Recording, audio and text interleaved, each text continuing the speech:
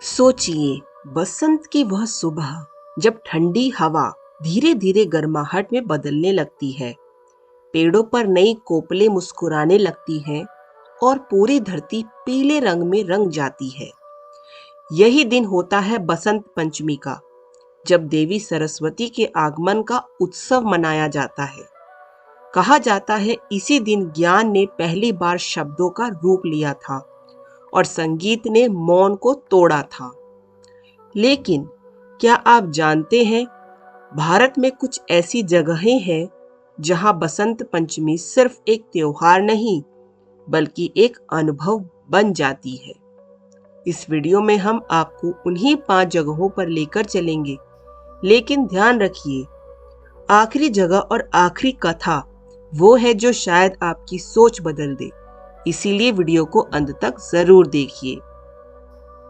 सबसे पहले चलते हैं कोलकाता, जहां बसंत पंचमी आते ही पूरा शहर ज्ञान की आराधना में डूब जाता है। स्कूलों और कॉलेजों में मां सरस्वती की प्रतिमाएं सजती हैं। छात्र पीले वस्त्र पहनकर किताबें और कलम मां के चरणों में रखते हैं। यहाँ एक पुरानी कथा प्रचलित है कि एक बार एक बेहद गरीब छात्र ने बसंत पंचमी के दिन मां सरस्वती को सिर्फ एक फूल और पुरानी कॉपी अर्पित की थी। उसके पास देने को कुछ और नहीं था, लेकिन उसकी श्रद्धा सच्ची थी।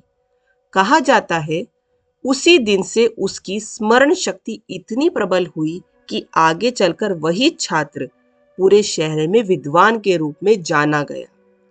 शायद यही कारण है कि कोलकाता में आज भी लोग मानते हैं कि अगर बसंत पंचमी के दिन दिल में मां सरस्वती को याद किया जाए तो ज्ञान खुद रास्ता खोज लेता है। अब रुख करते हैं जयपुर की ओर, जहां बसंत पंचमी को आसमान से जोड़ा जाता है। सुबह होते ही शहर की छतें लोगों से भर जाती है। ढोल नगाड़ों की आवाज गूंजने लगती है और रंग बिरंगी पतंगे नीले आसमान में उड़ान भरने लगती हैं। यहाँ कहा जाता है कि जिस दिन आपकी पतंग सबसे ऊंची उड़ती है, उसी दिन आपके सपने भी उड़ान भरने लगते हैं। जयपुर की बसंत पंचमी सिर्फ उत्सव नहीं, उम्मीदों का प्रतीक है, जहां हर डोर किसी न किसी ख्वाब से बंधी होती है और हर पतंग भविष्य की एक नई ऊंचाई को छूने की कोशिश करती है। इसके बाद हम पहुंचते हैं उज्जैन, जहां बसंत पंचमी शोर नहीं बल्कि शांति बनकर आती है। तड़के सुबह महाकालेश्वर मंदिर में घंटियों की ध्वनि वातावरण को पवित्र कर देती है। यहाँ लोग ज्ञान से ज्यादा विवेक की कामना करते हैं। कहा जाता है कि जो व्यक्ति बसंत पंचमी के दिन महाकाल के सामने अपने अहंकार को त्याग देता है, उसके जीवन की कई उलझनें अपने आप सुलझने लगती है।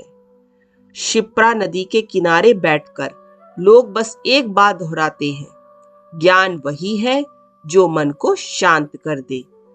अब चलते हैं वाराणसी, जहां बसंत पंचमी जीवन और मृत्यु के बीच संतुलन का उत्सव है। गंगा के घाटों पर सुबह ही आरती, मंत्रों की गूंज और दीपों की रोशनी मिलकर एक ऐसा दृश्य बनाती है जिसे शब्दों में बांधना मुश्किल है। यहाँ की एक प्रसिद्ध कथा है कि एक बार एक घमंडी विद्वान काशी आया और खुद को सबसे बड़ा ज्ञानी मानने लगा। बसंत पंचमी के दिन उसे अचानक ऐसा मौन मिला कि वह एक शब्द भी नहीं बोल पाया। उसी क्षण उसे एहसास हुआ कि सच्चा ज्ञान शब्दों में नहीं, विनम्रता में छिपा होता है। तभी से वाराणसी में बसंत पंचमी को आत्मचिंतन का दिन माना जाता है। और अब आते हैं पंजाब, जहां बसंत पंचमी को बसंत कहा जाता है और यह प्रकृति का साथ उत्सव मनाने का दिन होता है। दूर दूर तक फैले सरसों के पीले खेत समृद्धि और आशा का प्रतीक बन जाते हैं।